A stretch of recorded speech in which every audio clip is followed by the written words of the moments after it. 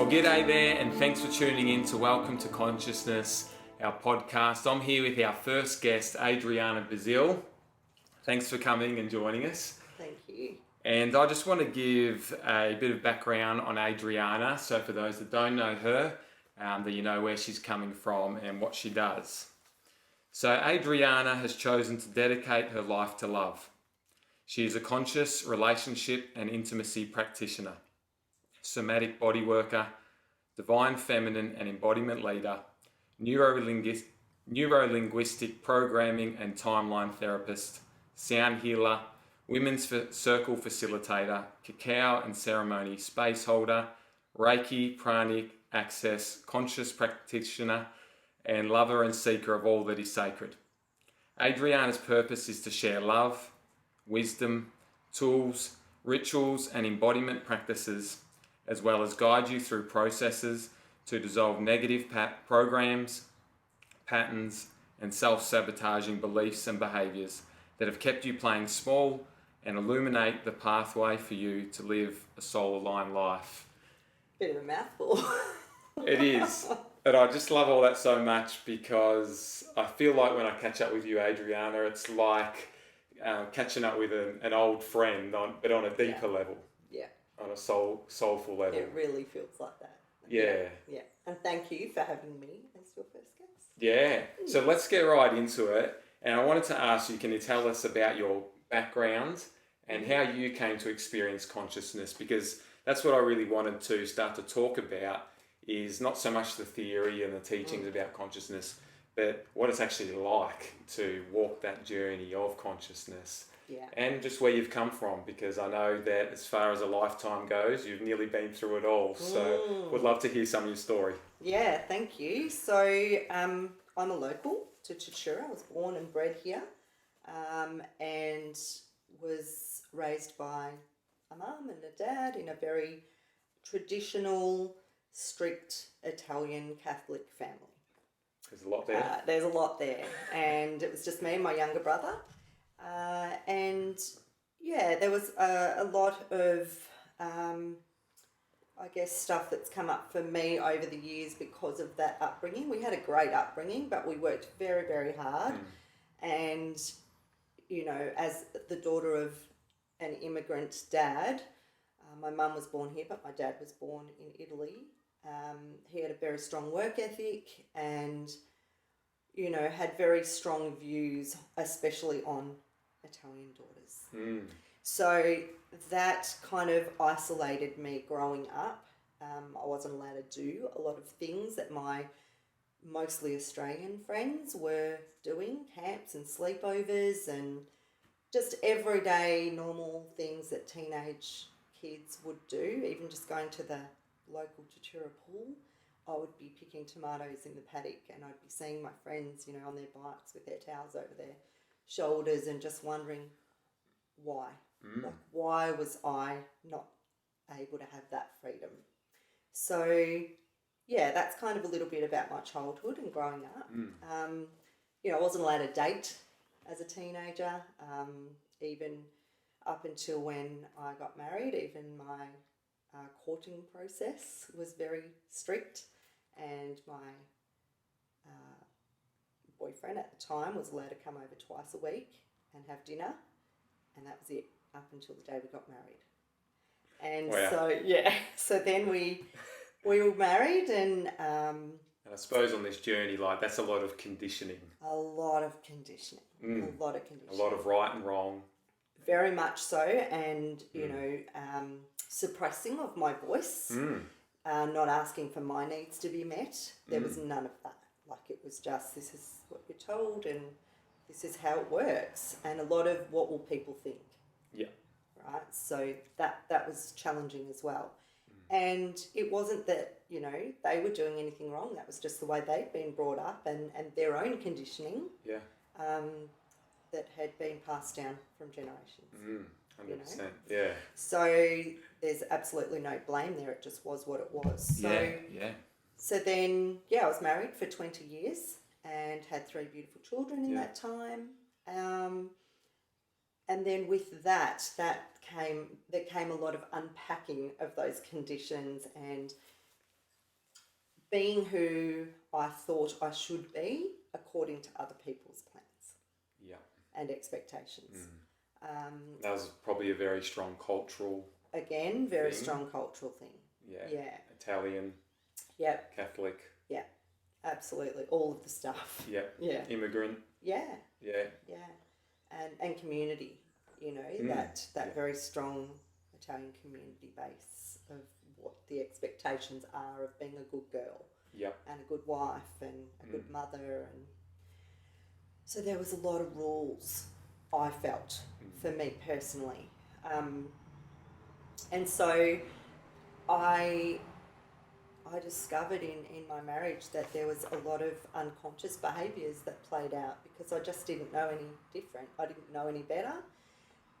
But it came to the point where I was living out of alignment. I didn't have any values. I didn't know I was allowed to have a voice that was truly my own. So there was a lot of stuff that happened in that as well, living out of integrity. And so there was a lot of pain and hurt, and, you know, I hurt inside, and then I hurt people. I was hurt. There was a lot of, you know, stuff going on there. And then trying to raise, you know, 3 children in amongst all of that with, you know, their own stuff was challenging. Yeah. So then 8 years ago, I actually left that marriage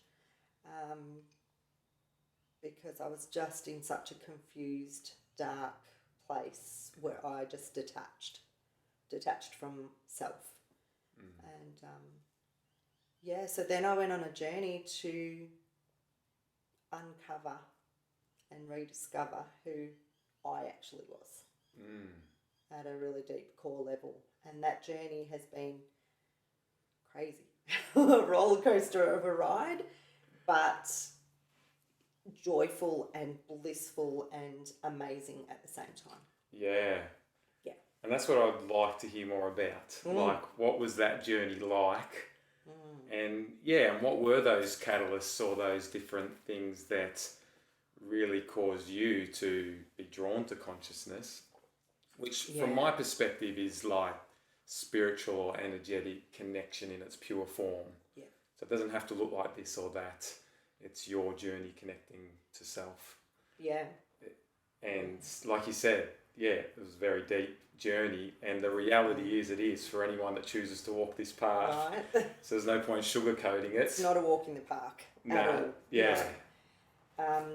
So I guess after my divorce, I was at my lowest low, and I got to the point where all of that conditioning came up. And so there was, what will people think of me? I'm a bad person. I've done the wrong thing.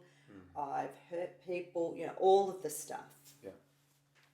And as much as I tried to work through that on my own, I was sinking in a really deep hole to the point where I no longer wanted to be on this earth plane. That was the point that I woke up, for want of a better way of putting it. I woke up and I just thought, that's not the way. There's got to be another way, and I need to really find what that is. And if I stay here, then I need to change my life, and I need to do it for myself and for my children. And so that was kind of the beginning. And so I started to do courses, I started to ask questions, I started to do lots of self-inquiry. I was journaling, I was meditating, I was looking after my health more. Yeah. I attended lots of workshops, lots of retreats. I was hungry for knowledge, and I'd always had a knowing, like in my whole life, that there had to be something more. I believed in God, I believed in a higher power, a source, whatever that was, some sort of connection. But for me, personally, there was too many questions in the church, and I didn't believe that God was a man in the sky with a beard that was going to judge me. So that kind of set off on a path after my divorce of, just looking at what is connection, what is source, what is you know, my purpose here. Yeah. What am I here to do? Mm. And so, yeah, lots of deep healing, lots of, I mean, like, how do you even put into words what you kind of go through in those moments? Yeah. But really uncovering Yeah.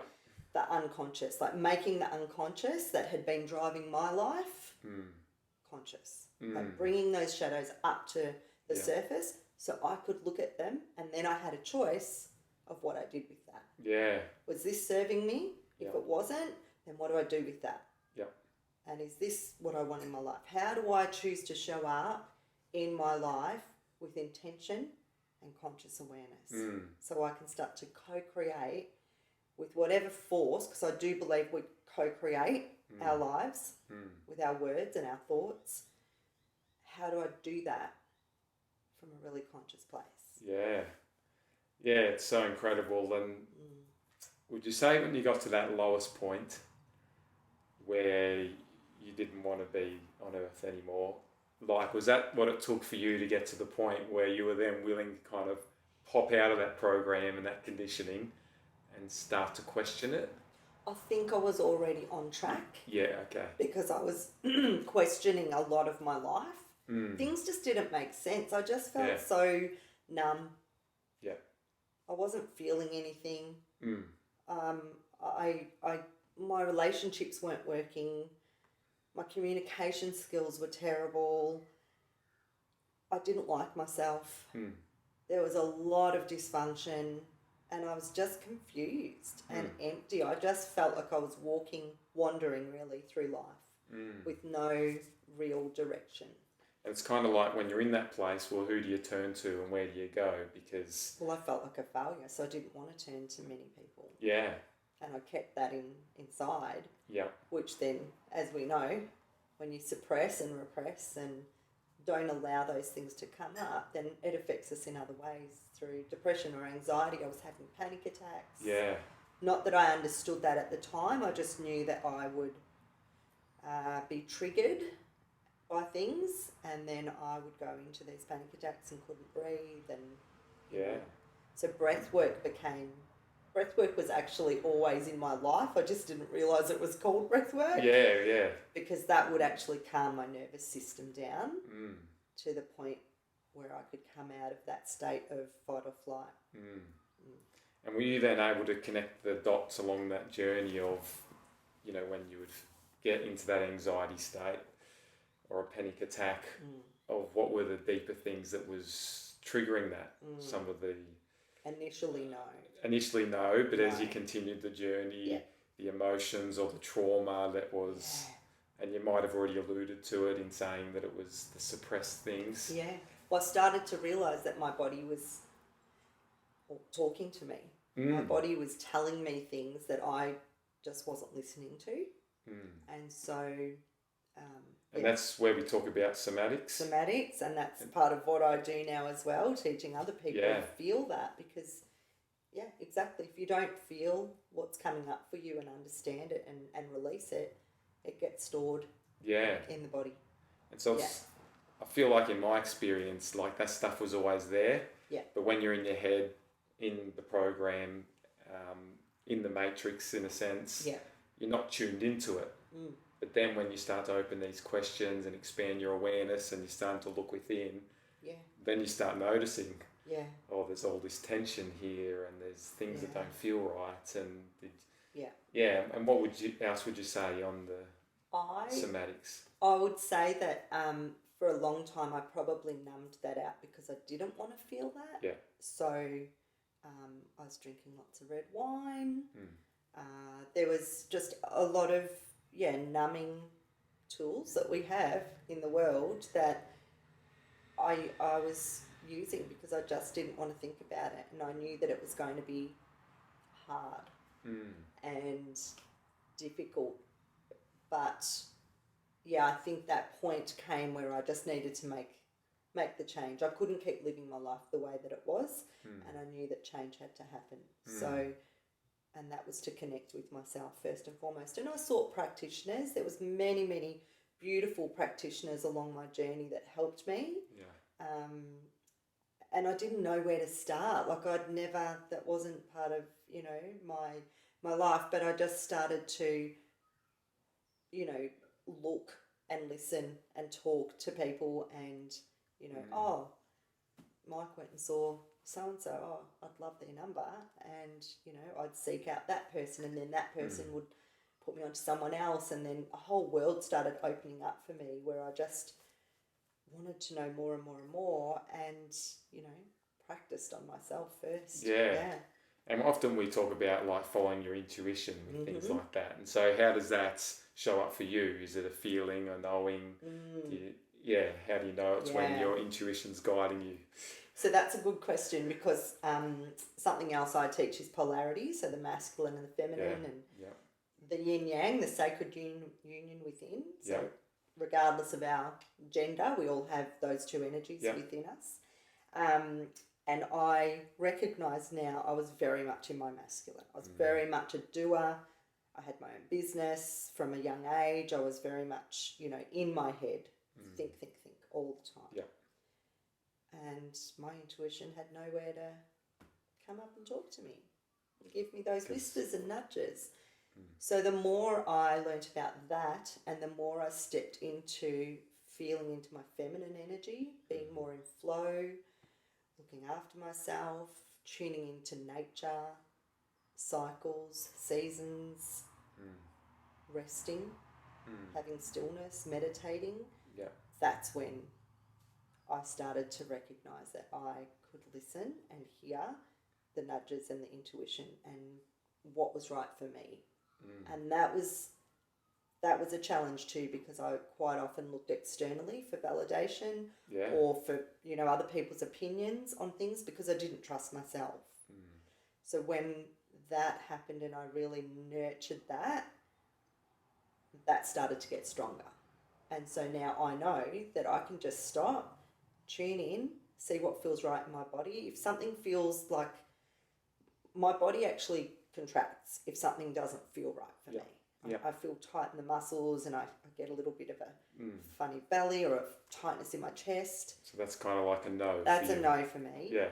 But if it expands, like if you, when you asked me to come on your podcast, it was like, yeah, that feels good for me. Yeah.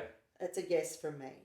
Or sometimes it'll be, let me have a think about it. Yeah. And I'll go off and actually, do those little rituals or have, some stillness or meditation and feel into how does it feel for me? Is it a yes or a no? Yeah. Yeah. Yeah, and I love things like human design, when you understand yourself to know how you make decisions, and sometimes you need time to process and ride the wave of emotion. It's different for everyone. We all work differently, right? But it's so powerful. Yeah. And you talked about, like, it's also a journey of like peace and bliss and love as well. So what has your journey been of like integrating that more, experiencing that? I know when we were in churches in the past, there was always a lot of talk about love and peace. Yeah. But then, I've found it so much in the present moment and letting go and connecting to this energy field that's beyond the mind, beyond the belief system. Learning to live from that place more, experience that more. What's your journey been like with that and experiencing those higher emotions, if we call them that? For me, it's been starting to see myself with love first. So accepting the full spectrum of who I am as a human being. So there's so many parts of us, and I hear it all the time with people I talk to. I hate this about myself, or I don't like that about myself, or I wish I could change this about myself. Yeah. And we're always going to feel that to some degree, but I think starting to accept and love the full, spectrum of who we are as souls that have come into this life form, that for me was the starting point. And then I truly believe you can't have anything out there that you haven't got in here. So when I started to cultivate more of that within myself, I just started seeing everyone else with love. And, regardless of what they were going through, they might have had anger issues, or they might have had addictions, or they might have had whatever. I was able to look past that a lot of the time and see it with love. And quite often I would ask myself, what would love do here? I think it's a good question to ask. What would love do in this situation?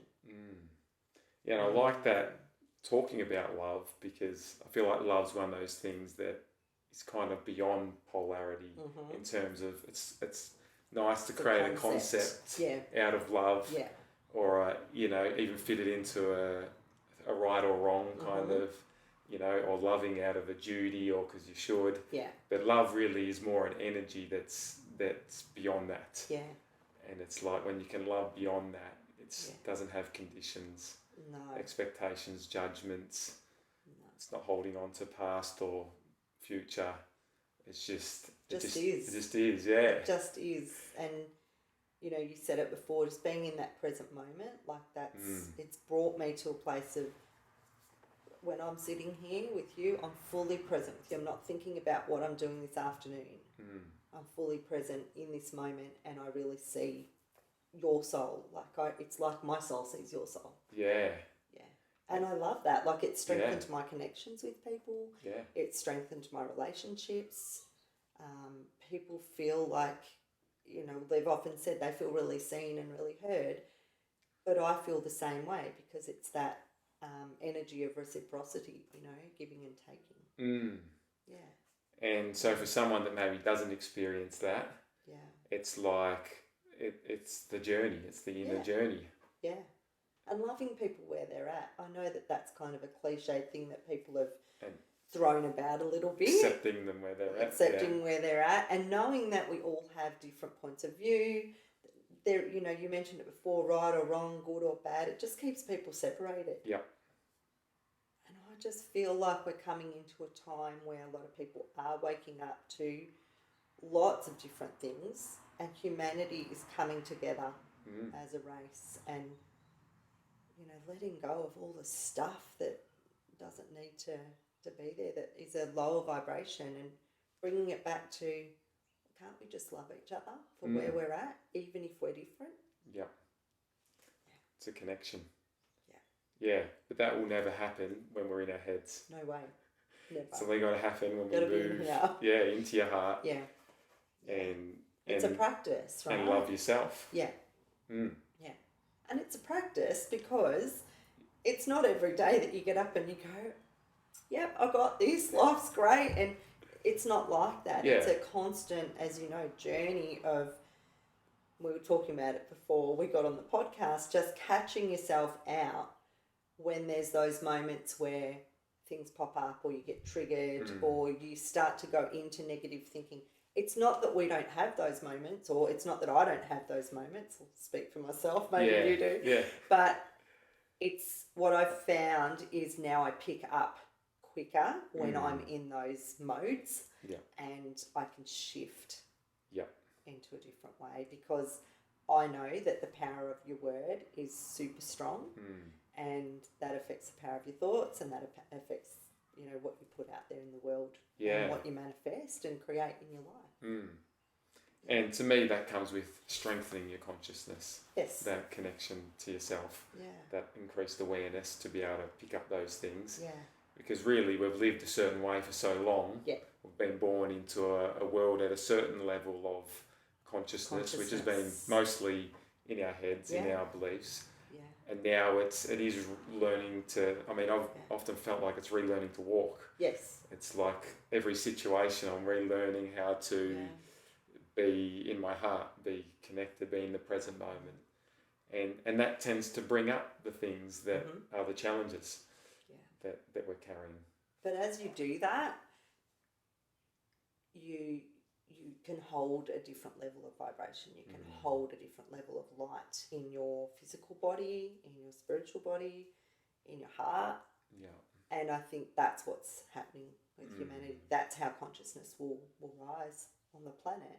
Because the more we individually do our work and peel back those onion layers and look at our stuff and heal that, we then have the space and the capacity to hold a higher frequency. And so as we're individually doing that, then collectively supporting someone else to do it. Absolutely. Yeah, and there's certainly more openness now than there's ever been. Yeah. So beautiful.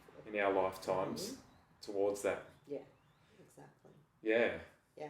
Well, there's so much dysfunction in the world, and I think the things that have happened in the last few years have brought us to a place where we're recognising that it can't go on like that. So it's almost like, humanity's had crunch day where they've, most people are going, we don't want to do this anymore. Where is our sovereign voice? Where can and how can we make decisions that are right for us, right for the planet, right for our families, right for, our communities and so forth. And from a place where we are actually listening to ourselves as to what feels right. Yeah. Not having someone telling us. We're not allowed to feel and think for ourselves. We're allowed to, Yeah. And living by so many rules. We've been governed and we've been programmed to live by so many rules. Yeah. And it has been a real indoctrination, hasn't it? And that's kind of a wounded masculine kind of approach.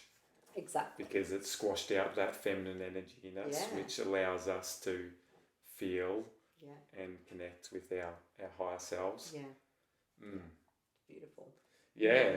So what have been the big changes in your life, in the way you live life now, and then also going into the way you work and the business that you run? Yeah. I mean, how's life different from you compared to 10 years ago? Very, very different. Before you went on this. I mean, we've probably pointed out some of those key things. Yeah. When it comes to lifestyle, work, relationships. Yeah. I'm just more conscious. I'm just more intentional. I don't feel guilty about looking after myself first and speaking my truth, even if it's different to the people around me. Or controversial. Or triggering. You could be called the black sheep of the family, which is, what has been said in past times about many people. I just think those people that have been called the black sheep probably are the ones that have asked questions or have, had a little bit of an insight to something bigger than themselves, but not quite understood what that was. So sometimes I feel they're like the scapegoat, or the one that wears the unconscious family trauma. Right. Because I've experienced this and tried to make sense out of it. And it's like, now I'm wearing it, now I'm questioning everything, and everyone's very uncomfortable. Now you're the black sheep because you've rebelled. That's exactly right. Yeah. But you're also the one that's paving the way and you're breaking the pattern. Breaking the pattern. Yeah. And sometimes that's a shit show. Because sometimes that's all the pain coming up and you're losing it, and your nervous system is pushed to its limits to even be able to start to feel some of that energy that's been suppressed. Yeah, exactly. And so it's massive. Yeah. And so people can judge you and be like, oh, if you're on such a good path or right path, then why are you struggling so much? And not understanding what you're processing at that deeper level, and not wanting to probably as well. And that's been a big lesson for me too. So I guess, in the past it was like, once I started to understand that there could be a better way to live and a more connected way to source, to divine, to walking, with love on earth and more intentionally, I wanted to bring everyone with me. I went into fixing mode. I wanted to fix everyone. And my conversations were very different from what they are today. I recognise today everyone's on their own journey, and you might be at the start of your marathon and I might be, at 100 metres down the track, and someone else might be at 300 metres down the track. It doesn't matter. We're all just, there's that Ram Dass quote, we're all just walking each other home. Yeah. Right? So it's not a competition. Yeah. And it's not about someone doing better than someone else, or someone's doing that and I'm not doing that. It's not about that. It's just, this is my own journey. I do live it very differently from what I did 10 years ago, because I just see life differently. I see all our experiences and triggers, and whenever I am triggered by something, I look at myself. I don't point the finger. I used to. I now point it back at me and ask myself, why am I being triggered by whatever's come up? Yeah. Because I feel like those people are gifts in my life to help me look deeper into myself so I can keep evolving. I can keep being a better version of who I am. Yeah, so that's a really big perspective shift when you no longer are blaming things on the outside or this person made me feel this way. And you see it in family all the time. When you're processing things, it comes up. Oh, 100%. But then to realise that's just mirroring back something that's very deep in me. Yes. Or whatever or I it wouldn't is. be triggered. Yeah. Right? There's that wounding. If it wasn't there, So you wouldn't be triggered. It's the courage then That's to right. go into those things. Yeah. What is that? Yeah. For me, I've dug up deep rejection, abandonment, unworthiness at a foundational level to being a human being. Yeah. And it's like that's what all these different relationships and circumstances are mirroring back. And like you said before, the feminine energy, that deep disconnection from that feminine energy within myself, which, is probably the majority of men and the majority of people, but, it's scary to start to crack through those and feel those things. Yeah. And our intimate relationships and our family are our biggest catalysts. That's what I've come to learn myself, is that, if we're living in an unconscious way, our families are always going to trigger us. Our intimate relationships will trigger us. And it can cause arguments and fights and lots of, dysfunction. But if we can look at that in a different way and from a different point of view with love and understand that those people that are in our lives, that we've called into our lives, are there to help us evolve. So when they are triggering us, looking, like I said, at yourself and asking those deep self-inquiry questions. What's going on for me? Why am I being triggered? Where's this coming from? And starting to uncover that and go through a process, whether you need to do it by yourself or you need to seek out, a practitioner to help guide you. Which you often do when you're on that journey. Totally. Yeah. And clear that from your energy field as well as your physical body. And that then create space for, more of the things you want to call in. Yeah. And practically you might be feeling angry. Yeah. And you think that person's making you angry. Yeah. But you're angry because of things you've been holding on to. That's right. A rejection or something that's Exactly. deeper down. Yeah. And so they're just showing you that. So then it's a journey of learning to love yourself. Yeah. That past part of you that was wounded and love that bit and allow yourself to be angry. Yes. Because it did hurt. Yes. Feeling the emotions of, I parent differently too. So you asked me the question, how do I live my life differently? Yeah. That's a good question because my whole paradigm on parenting has changed and it's been challenging to find what that is. So I'm interested to hear. So I've noticed that I have become very respectful of my children being sovereign beings. Yeah. Rather than imparting my thoughts onto them or what I think they should do, which I did for a very long number of years when I was unconscious and just didn't know any better. I now am at a point, my children are adults, my youngest is 17, but I've noticed, especially with my youngest daughter, that I'll ask her, what does she need? So it's like putting the, onus back onto her.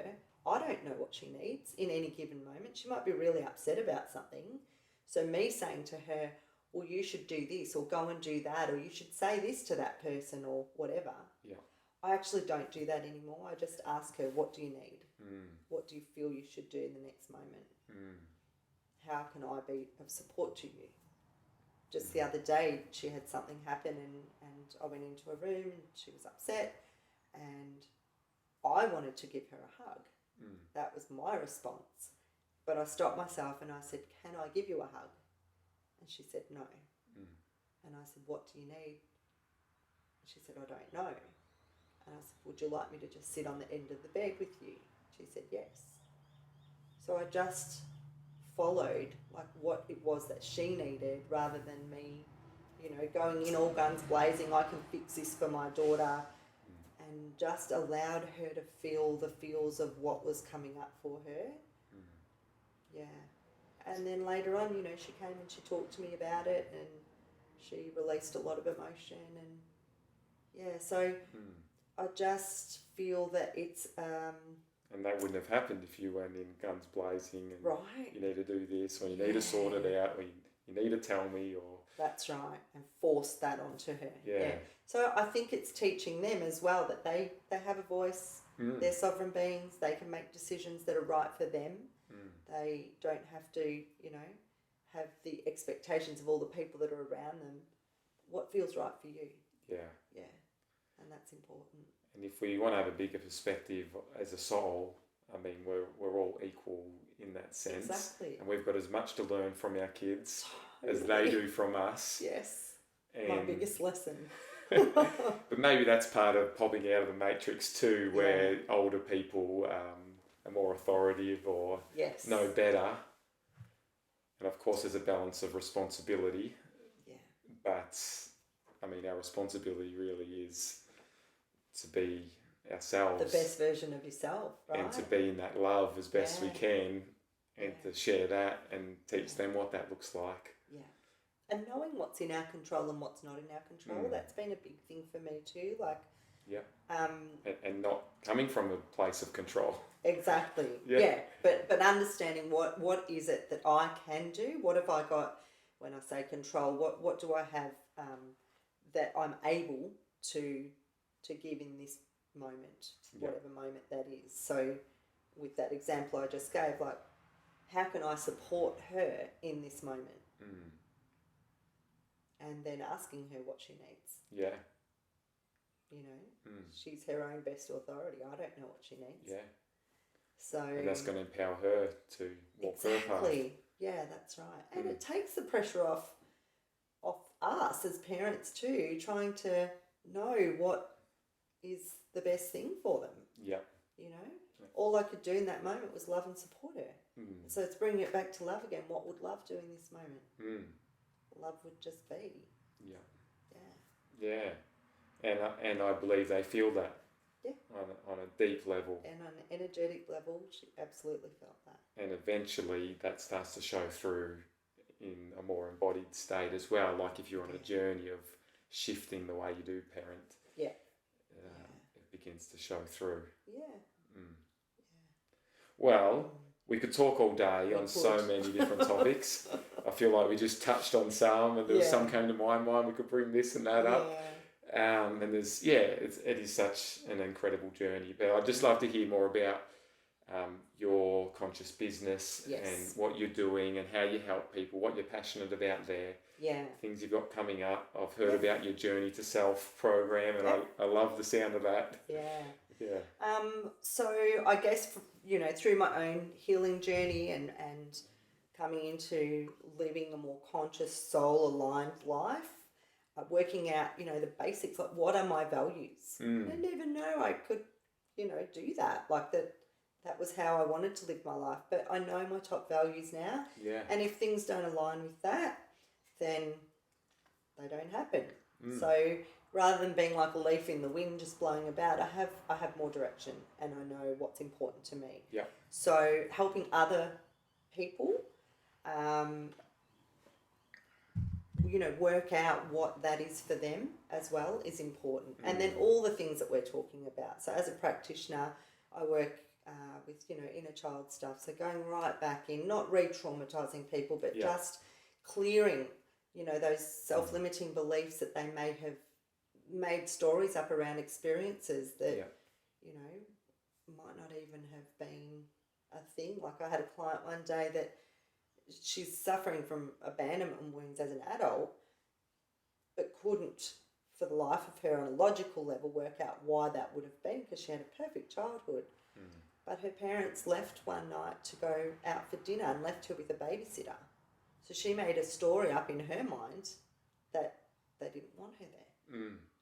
And that's been carried through into her adult life and has affected so much. And that emotion got stored in Yeah. all the layers of who she is, Yeah. and now filters. Right. Yeah. So that's sort of the work that I do, It's helping amazing. people just uncover those stored emotions that they may not even realise are a program or a pattern that is running their life on an unconscious level. Yeah. You know, making the decisions that they're making and not knowing why they're even making those decisions. Yeah. Then I work with women with my sisterhood circles. So that's been a real beautiful journey for me over the last 4 years. Had no idea what women's circles were 4 years ago. Yeah. But a friend mentioned it to me. I looked into it. I went and studied. And it's the oldest form of gathering. You know, we gather in circles, and we used to gather in, you know, tribes and things like that around a fire, and we would share stories, and that's how people learnt from the elders, through stories and wisdom. And we've lost that art, and we've lost the connection that we have with other, for women, which is who I'm working with. For women, I know there's lots of men's circles as well, but I think we've lost the art of really connecting and doing deep, sacred women's work. Talking it like there's nothing that's left off the table. Yeah. We can talk about anything, and we'll usually have a topic, and it's a safe, sacred space where people can just share and really be seen and heard in that space. And it's not about fixing, which I think is another, you know, big thing, especially for women. They go into fixing mode. Yeah. It's actually just holding space and healing and transformation that occurs in that space is mind-blowing.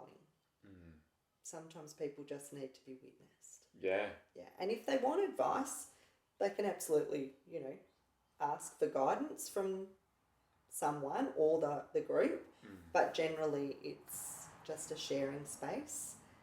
And it might be one thing that someone else says about motherhood, for example, that another woman might hear, and she goes, oh my God, I needed to hear that today, you know. So that's that space. And then I run workshops. We've got a retreat coming up in October in Byron Bay for 11 women who are ready to embody the feminine and really come back to their authentic self. So that's pretty exciting. Yeah. And then have you still got some spaces available there's for that? spaces available for that, yeah. So we have, if anyone's interested, I can send the link. Yep. And then you mentioned Journey to the Self. Yeah. That's been a real interesting thing. I've always wanted to do online programs, but I guess didn't have the confidence within myself to launch that because of the whole tech thing. Yeah.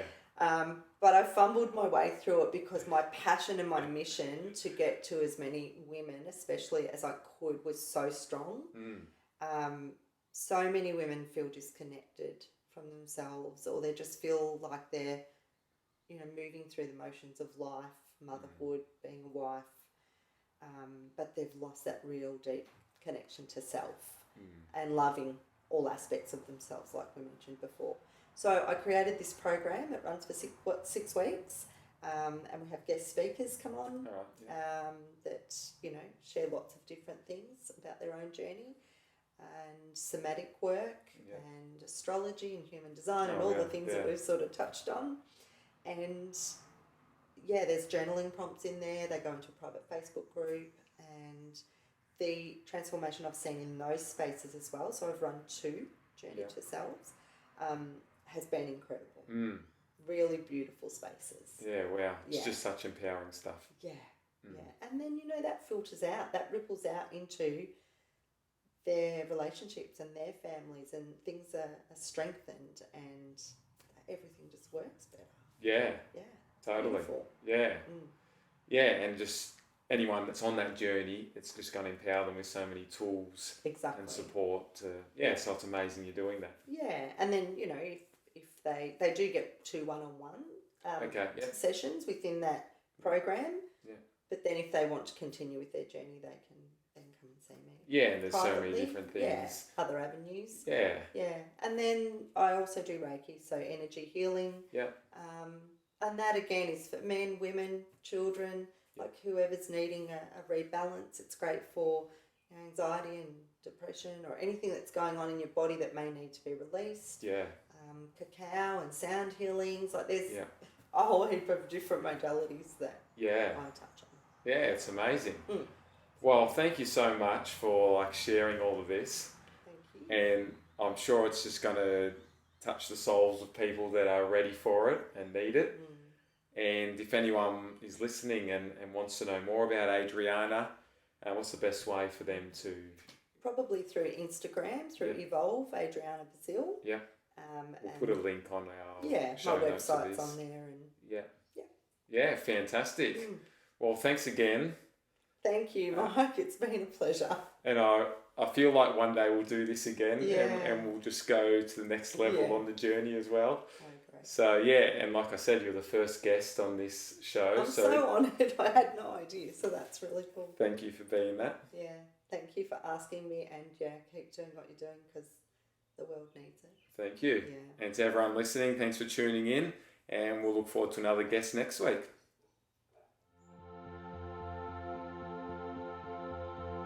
So there we have it. Thanks for joining me on Welcome to Consciousness. My name's Michael Reid, and I'm here to help you consciously live and create your life. If you enjoyed this, please click subscribe and follow. There's a lot more to come.